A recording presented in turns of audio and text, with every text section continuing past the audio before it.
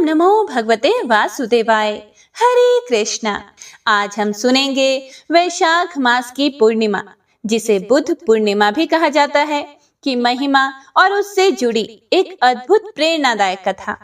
कहा जाता है कि इस दिन किया गया दान, व्रत और पूजा मनुष्य को महान फल प्रदान करता है, और जो भक्त श्रद्धा से यह व्रत करता है उसके जीवन में सुख, समृद्धि और संतोष का वास होता है। तो हे प्रिय भक्तों, पूरे भक्ति भाव से कथा का शुभारंभ करते हैं। द्वापर युग की बात है। एक दिन माता यशोदा ने प्रेम पूर्वक भगवान श्री कृष्ण से निवेदन किया कि हे लाला, ऐसा कौन सा व्रत है जिसे करने से स्त्रियों को अखंड सौभाग्य मिलता है और मनुष्य की सभी मनोकामनाएं पूर्ण हो जाती हैं। तब भगवान श्री कृष्ण मुस्कुराए और बोले कि मैया, जो स्त्रियां श्रद्धा और नियम से 32 पूर्णिमा व्रत करती हैं, उन्हें सौभाग्य, संतान सुख और जीवन के सभी कष्टों से मुक्ति मिल जाती है। फिर मैया यशोदा जी ने जिज्ञासा प्रकट की कि इस व्रत को मृत्यु लोक में सबसे पहले किसने किया। तब भगवान श्री कृष्ण ने कहा कि प्राचीन काल में पृथ्वी पर कातिका नाम की एक समृद्ध नगरी थी, जहां चंद्रहास नाम का राजा राज्य करता था। वहीं पर एक धनेश्वर नाम का ब्राह्मण अपनी सुंदर और गुणी पत्नी रूपवती के साथ निवास करता था। उनके पास धन धान्य की कोई कमी नहीं थी, लेकिन वे संतानहीन थे और यही उनके जीवन का सबसे बड़ा दुख था। एक दिन एक महान योगी उस नगरी में आया और सभी घरों से भिक्षा लेने लगा, सिवाय धनेश्वर के घर के। एक दिन वह योगी रूपवती से भिक्षा ना लेकर किसी दूसरे घर से भिक्षा लेकर गंगा किनारे जाकर भिक्षा में मिले अन्न को प्रेम पूर्वक खा रहा था कि धनेश्वर ने योगी का यह सब कार्य किसी प्रकार से देख लिया। अपनी भिक्षा के अनादर से दुखी होकर धनेश्वर योगी से बोला कि हे महात्मन, आप सभी घरों से भिक्षा लेते हैं, लेकिन मेरे घर की भिक्षा कभी नहीं लेते, इसका क्या कारण है।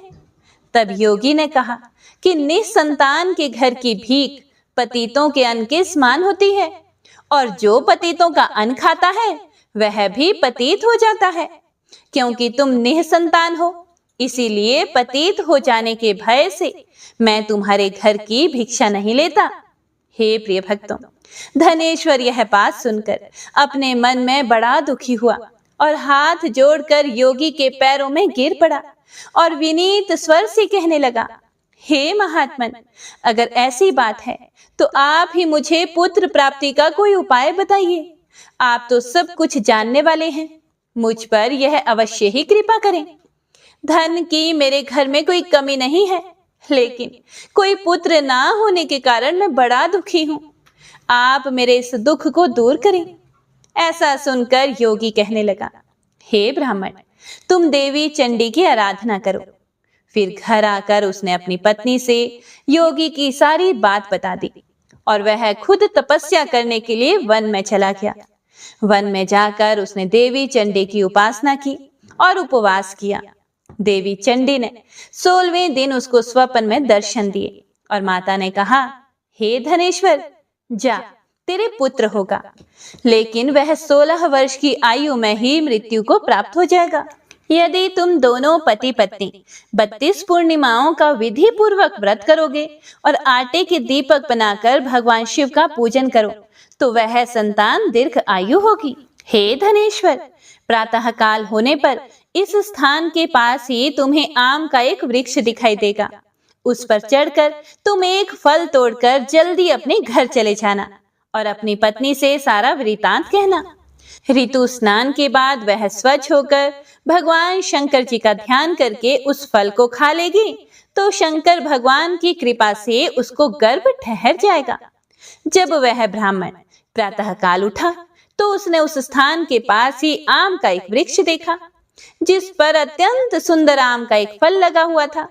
ब्राह्मण ने उस आम के वृक्ष पर चढ़कर फल को तोड़ने का बड़ा प्रयास किया, लेकिन वृक्ष पर कई बार प्रयास करने पर भी वह नहीं चढ़ पाया। अब तो ब्राह्मण को बड़ी चिंता हुई। तब वह विघ्न विनाशक श्री गणेश जी से वंदना करने लगा कि हे विघ्नेश्वर, अपने भक्तों के विघ्नों का नाश करके उनके मंगल कार्यों को करने वाले, दुष्टों का नाश करने वाले, रिद्धि सिद्धि को देने वाले, आप मुझ पर कृपा करें। प्रभु, मुझे इतना बल दें कि मैं अपने मनोरथ को पूर्ण कर सकूं। हे प्रिय भक्तों, इस प्रकार सच्चे मन से गणेश भगवान की प्रार्थना करने पर वह भगवान की कृपा से वृक्ष पर चढ़ गया। वृक्ष पर से फल तोड़कर उसने घर आकर अपनी पत्नी को वह फल लाकर दे दिया और उसकी पत्नी ने अपने पति के कहे अनुसार उस फल को खा लिया और वह गर्भवती हो गई। देवी चंडी की असीम कृपा से उसे एक अत्यंत सुंदर पुत्र प्राप्त हुआ, जिसका नाम उन्होंने देवी दास रखा। बालक चंद्रमा की तरह उज्जवल, बुद्धिमान और सुशील था। देवी की आज्ञा के अनुसार उसकी माता ने 32 पूर्णमासी का व्रत रखना शुरू कर दिया, जिससे कि उसका पुत्र बड़ी आयु वाला हो जाए। 16वां वर्ष लगते ही देवीदास के माता पिता को बड़ी चिंता होने लगी कि कहीं उनके पुत्र की इस वर्ष मृत्यु ना हो जाए। इसीलिए उन्होंने अपने मन में विचार किया कि अगर यह दुर्घटना उनके सामने हो गई तो वे कैसे सहन कर पाएंगे। इसीलिए उन्होंने देवीदास के मामा को बुलाया और उनसे कहा कि हमारी इच्छा है कि देवीदास 1 वर्ष तक काशी में जाकर विद्या अध्ययन करे और उसको तुम अकेला कभी मत छोड़ना। इसीलिए तुम इसके साथ जाओ और 1 वर्ष के बाद इसको वापस लौटा लाना। सारा प्रबंध करके उसके माता पिता ने काशी जाने के लिए देवीदास को एक घोड़े पर बिठाया और उसके मामा को उसके साथ भेज दिया। लेकिन बालक के अल्पायु होने की बात बालक को या उसके मामा को नहीं बताई। धनेश्वर ने अपनी पत्नी के साथ मिलकर अपने पुत्र की मंगल कामना और दीर्घ आयु के लिए देवी भगवती की आराधना और पूर्णमासियों का व्रत करना शुरू कर दिया। इस प्रकार बराबर 32 पूर्णमासी का व्रत पूरा किया। कुछ समय बीतने के बाद एक दिन वह दोनों मामा और भांजे रास्ते में रात बिताने के लिए किसी गांव में ठहरे हुए थे। उस दिन उस गांव में एक ब्राह्मण की अत्यंत सुंदरी, सुशीला, विदुषी और गुणवती कन्या का विवाह हो रहा था। जिस धर्मशाला के अंदर वर और उसकी बारात ठहरी हुई थी, उसी धर्मशाला में देवीदास और उसके मामा भी ठहरे हुए थे और संयोगवश कन्या को तेल आदि चढ़ाकर मंडप आदि का कर्म किया गया तो लगन के समय वर को धनुर्वात हो गया। वह हिलने डुलने और चलने में बिल्कुल ही असमर्थ हो गया। तब वर के पिता ने अपने परिवारजनों से परामर्श किया, निश्चय किया कि यह देवीदास मेरे पुत्र जैसा ही सुंदर है, मैं इसके साथ ही लगन करा दूं और बाद में विवाह के सभी कार्य मेरे पुत्र के साथ हो जाएंगे। ऐसा सोचकर देवीदास के मामा से जाकर वह बोला कि तुम थोड़ी देर के लिए अपने भांजे को हमें दे दो, जिससे विवाह के लगन का सारा कार्य सुचारू रूप से हो सके। तब उसका मामा कहने लगा कि जो कुछ भी मधुपर्क आदि कन्यादान के समय वर को मिले वह सब हमें दे दिया जाए तो मेरा भांजा इस बारात का दूल्हा बन जाएगा। हे प्रिय भक्तों, यह बात वर के पिता ने स्वीकार कर ली और तब मामा ने अपना भांजा वर बनने को भेज दिया और उसके साथ विवाह के सभी कार्य विधि पूर्वक संपन्न हो गए। पत्नी के साथ वह भोजन नहीं कर सका। दुखी मन से वह सोचने लगा, ना जाने एक कैसी स्त्री होगी। वह एकांत में इसी सोच में पड़ा हुआ था कि उसकी आंखों में आंसू भी आ गए। तब उसकी पत्नी ने पूछा कि क्या बात है, आप इतने उदासीन और दुखी क्यों हो रहे हैं। तब उसने वह सारी बातें जो वर के पिता और उसके मामा में हुई थी वधू को बता दी। तब वह वधू कहने लगी कि यह ब्रह्म विवाह के विपरीत कैसे हो सकता है। देव, ब्राह्मण और अग्नि के सामने मैंने आपको ही अपना पति बनाया है, इसीलिए आप ही मेरे पति हैं। मैं आपकी ही पत्नी रहूंगी, किसी अन्य की बिल्कुल नहीं। तब देवीदास ने कहा, ऐसा मत करो, क्योंकि मेरी आयु बहुत थोड़ी है। मेरे मरने के बाद तुम्हारी क्या गति होगी, इस बात को अच्छी तरह से सोच लो। लेकिन वह वधू दृढ़ विचार वाली थी। वह बोली कि जो आपकी गति होगी वही मेरी भी होगी। हे स्वामी, उठिए और भोजन कीजिए, आप निश्चय ही भूखे होंगे। तब देवीदास और उसकी पत्नी ने मिलकर भोजन किया और रात में वे सो गए।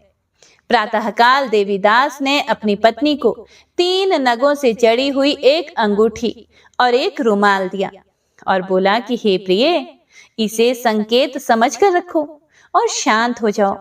मेरा स्मरण और जीवन जानने के लिए एक पुष्प वाटिका बना लो। उसको हर दिन जल से सींचना और आनंद के साथ रहना और उत्सव मनाना। जिस समय और जिस दिन मेरी मृत्यु होगी, यह फूल सूख जाएंगे और जब यह फिर से हरे भरे हो जाएं, तो समझ लेना कि मैं जीवित हूँ। यह बात निश्चय करके समझ लेना और इसमें कोई संशय मत रखना। ऐसा समझा बुझाकर वह वहां से चला गया। प्रातःकाल होते ही वहां पर गाजे बाजे बजने लगे। जिस समय विवाह के कार्य समाप्त करने के लिए वर तथा सब बाराती मंडप में आए, तो कन्या ने वर को भली प्रकार से देखकर अपने पिता से कहा कि यह मेरा पति नहीं है। मेरा पति वही है जिसके साथ रात में मेरा विवाह हुआ था। इसके साथ तो मेरा विवाह ही नहीं हुआ। अगर यह वही है तो बताए कि मैंने इसको क्या दिया था और रात में हमारे बीच क्या गुप्त बातें हुई थी, वह सब बताई। पिता ने उसके कहे अनुसार वर को बुलवाया। कन्या की सारी बातें सुनकर वह कहने लगा कि मैं तो कुछ भी नहीं जानता। इसके बाद वह लज्जित होकर अपना समूह लेकर वहां से चला गया और सारी बारात भी अपमानित होकर वहां से वापस लौट गई। भगवान श्री कृष्ण मैया से आगे कहते हैं, हे माते, इस प्रकार देवीदास काशी विद्या पढ़ने के लिए चला गया। जब कुछ समय बीत गया तो काल से प्रेरित होकर एक सांप रात के समय उसको डसने के लिए वहां पर आया। उस विषधर के प्रभाव से उसके बिस्तर के चारों ओर से विष की ज्वाला से वह बिस्तर विषैला हो गया। लेकिन व्रत राज के प्रभाव से उसको वह सांप काट नहीं पाया, क्योंकि पहले ही उसकी मां ने 32 पूर्णमासी का व्रत कर रखा था। इसके बाद मध्याह्न के समय स्वयं काल वहां पर आया और उसके शरीर से उसके प्राणों को निकालने का प्रयास करने लगा, जिससे वह मूर्छित होकर धरती पर गिर पड़ा। भगवान की कृपा से उसी समय देवी पार्वती जी के साथ श्री शंकर जी वहां पर आ गए। उसको मूर्छित दशा में देखकर देवी पार्वती ने भगवान से प्रार्थना की कि हे प्रभु, हे स्वामी, इस बालक की माता ने पहले 32 पूर्णमासी का व्रत किया था, जिसके प्रभाव से हे प्रभु अब आप इसको प्राण दान दे दीजिए। हे प्रिय भक्तों, देवी के कहने पर भक्त वत्सल भगवान ने उस बालक को प्राण दान दे दिया। इस व्रत के प्रभाव से काल को भी पीछे हटना पड़ा और देवीदास स्वस्थ होकर बैठ गया। और उधर उसकी पत्नी उसके काल की प्रतीक्षा किया करती थी। एक दिन उसने देखा कि उस पुष्प वाटिका में पुष्प कुछ भी नहीं रहे, सब कुछ सूख कर नष्ट हो गए हैं। तो उसे बड़ा आश्चर्य हुआ, लेकिन कुछ ही क्षणों में वह सब वाटिका पहले की तरह हरी भरी हो गई। तब वह समझ गई कि उसके पति पुनर्जीवित हो गए हैं। यह देखकर वह बड़ी खुश हुई और अपने पिता से बोली, पिताजी, मेरे पति जीवित हैं, आप उनको ढूंढिए। जब 16वां वर्ष बीत गया तो देवीदास भी अपने मामा के साथ काशी से वापस अपने घर के लिए चल पड़ा। इधर उसके ससुर उसको ढूंढने के लिए घर से जाने ही वाले थे कि वह दोनों मामा भांजा फिर से वहीं पर आ गए। उसको आया देखकर उसका ससुर बड़ी प्रसन्नता के साथ उसे अपने घर में ले गया। उस समय नगर के निवासी भी वहां इकट्ठा हो गए और फिर सब ने निश्चय किया कि अवश्य ही इस बालक के साथ इसी कन्या का विवाह हुआ था। हे प्रिय भक्तों, उस बालक को जब कन्या ने देखा तो पहचान लिया और कहा कि यह तो वही है जो संकेत करके गए थे। फिर सब कहने लगे कि भला हुआ जो यह वापस आ गया। और तब सभी नगरवासियों ने बड़ा आनंद मनाया। कुछ दिन के बाद देवीदास अपनी पत्नी और अपने मामा के साथ अपने ससुर के घर से बहुत सारा उपहार लेकर अपने घर की ओर चल पड़ा। जब वह अपने नगर के निकट गया तो कई लोगों ने उसे देखकर उसके माता पिता को पहले ही जाकर सूचना दे दी कि तुम्हारा पुत्र देवीदास अपनी पत्नी और मामा के साथ आ रहा है। ऐसा सुनकर पहले तो उन दोनों को विश्वास ही नहीं हुआ, लेकिन जब और लोगों ने भी आकर उनकी बात का समर्थन किया तब उन्हें बड़ा आश्चर्य हुआ। इतने में ही देवीदास भी अपने घर पहुंच गया और देवीदास ने अपने माता पिता के चरणों में सिर रखकर प्रणाम किया और उसकी पत्नी ने भी अपने सास ससुर के चरणों का स्पर्श किया। तो माता पिता ने अपने पुत्र और पुत्र वधू को अपने हृदय से लगा लिया और सबकी आंखों से प्रेम के आंसू बहने लगे। अपने पुत्र और पुत्र वधू के आने की खुशी में धनेश्वर ने बड़ा भारी उत्सव किया और ब्राह्मणों को भी बहुत सी दान दक्षिणा देकर प्रसन्न किया। भगवान श्री कृष्ण कहते हैं कि हे मैया, इस प्रकार धनेश्वर 32 पूर्णमासियों के व्रत के प्रभाव से पुत्रवान हो गया। जो भी स्त्रियां इस व्रत को करती हैं, वे जन्म जन्मांतर में भी वैधव्य का दुख नहीं भोगती और सदैव सौभाग्यवती रहती हैं। यह मेरा अकाट्य वचन है, इसमें कोई संदेह नहीं करना चाहिए। यह व्रत पुत्र पौत्रों को देने वाला तथा संपूर्ण मनोकामनाओं को पूर्ण करने वाला है। 32 पूर्णमासियों के व्रत करने से व्रती की सारी इच्छाएं भगवान की कृपा से पूर्ण हो जाती हैं। जो भी भक्त इस कथा को श्रद्धा से सुनता या करता है, उसके जीवन के कष्ट दूर होते हैं और घर में सुख शांति और सौभाग्य का वास होता है। यदि कथा में कोई त्रुटि हो गई हो तो प्रभु से क्षमा प्रार्थना करते हैं। तो सभी एक बार प्रेम से बोलिए, सत्य सनातन धर्म की जय, श्री कृष्ण भगवान की जय। हे प्रिय भक्तों, वैशाख पूर्णिमा को बुद्ध पूर्णिमा भी कहते हैं। बौद्ध धर्म के संस्थापक भगवान बुद्ध का जन्म वैशाख पूर्णिमा पर ही हुआ था। इनका प्रारंभिक नाम सिद्धार्थ था। बाद में इन्हें दिव्य ज्ञान प्राप्त हुआ और फिर वे बुद्ध के नाम से प्रसिद्ध हुए।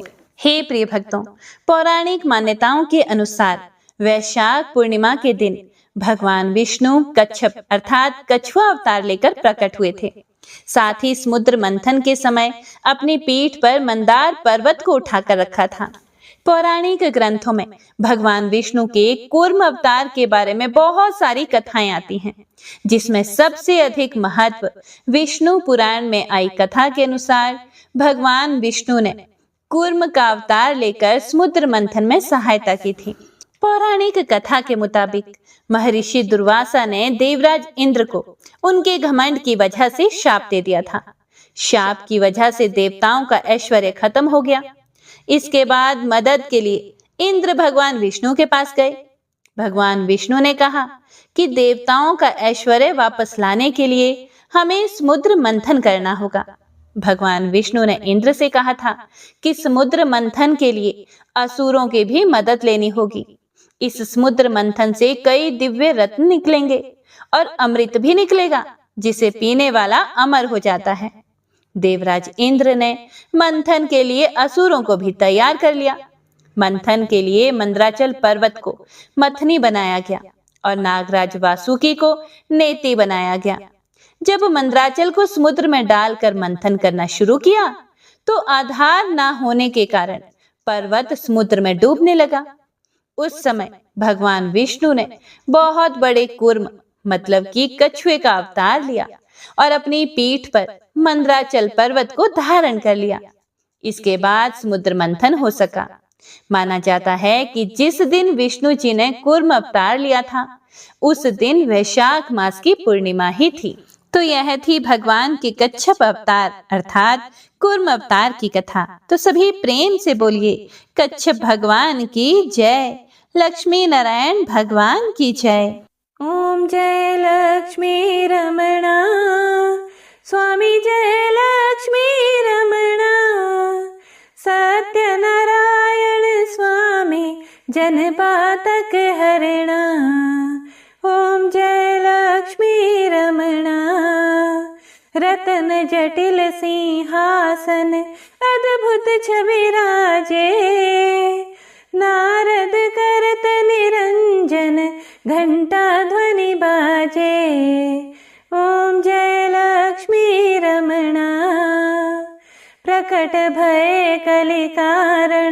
द्विज को दर्श दियो।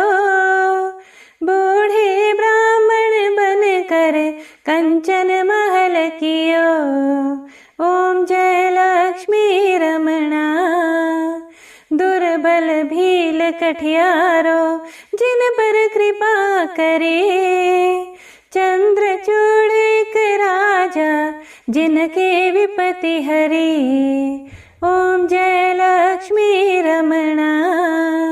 वैश्य मनोरथ पायो श्रद्धा तज दिन ही। सो फल भोग्य प्रभु जी फिर स्तुति की नहीं। ओम जय लक्ष्मी रमणा।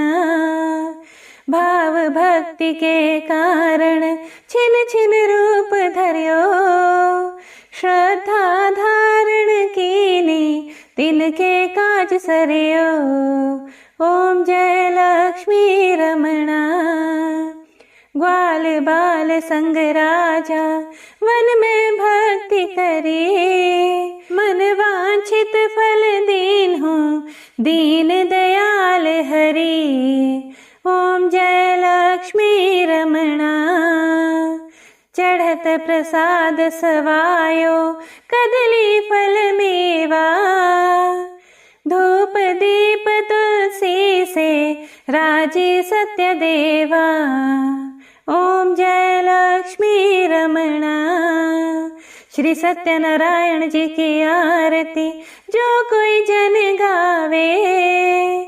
कहत शिवानंद स्वामी सुख संपत्ति पावे। ओम जय लक्ष्मी रमणा। ओम जय लक्ष्मी रमणा। ओम जय लक्ष्मी रमणा। बोलिए सत्यनारायण भगवान की जय। हे प्रिय भक्तों, कथा पसंद आए तो लाइक करके कमेंट बॉक्स में जय श्री हरि विष्णु जरूर लिखिएगा और कथा को ज्यादा से ज्यादा शेयर भी जरूर कीजिएगा। तो मिलते हैं अगली कथा के साथ, तब तक के लिए हरे कृष्ण।